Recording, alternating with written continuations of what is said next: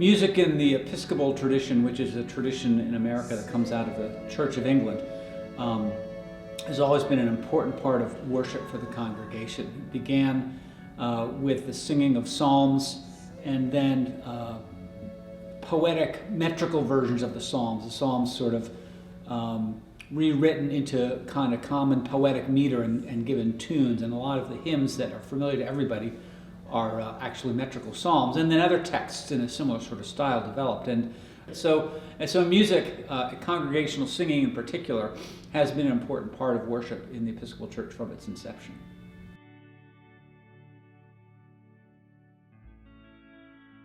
There's something about the sustained sound of a pipe organ that I think really supports congregational singing in a way like no other instrument does. This is the console to the, I'll call it the Kilgan-Brunner organ, which was just been installed at Christ Church last month.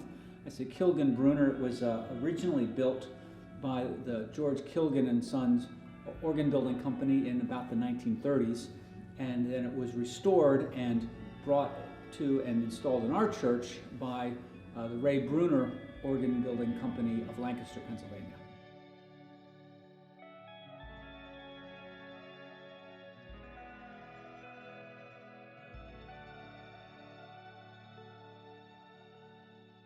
How we got this organ, we had a pipe organ when this church was first built. There another Episcopal church on this same site in 1855, and a pipe organ was installed in that church. But then there was a fire, destroyed the church in 1899. The church was rebuilt in 1902, and a pipe organ was installed. The money was donated by the Andrew Carnegie Foundation. That organ was restored in the 1970s, but it fell into some disrepair, and we really had to sort of turn it off in about 2015, and we had sort of as a temporary measure an electronic organ.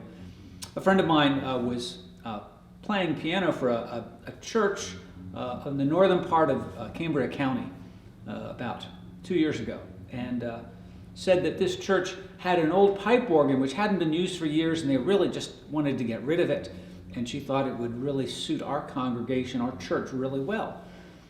The organ was taken out of the church that didn't want it any longer. They really wanted the space for some other things, and was stored in people's garages and backyard sheds and basements for about a year until Brunner could fit this project into his schedule. And so end of last year, beginning of this year, he got all the different parts, the console, the pipes, all the mechanics of a pipe organ into his shop in Lancaster and began the restoration process, which was completed the end of this summer, and brought it all here and installed it in October, and here it is.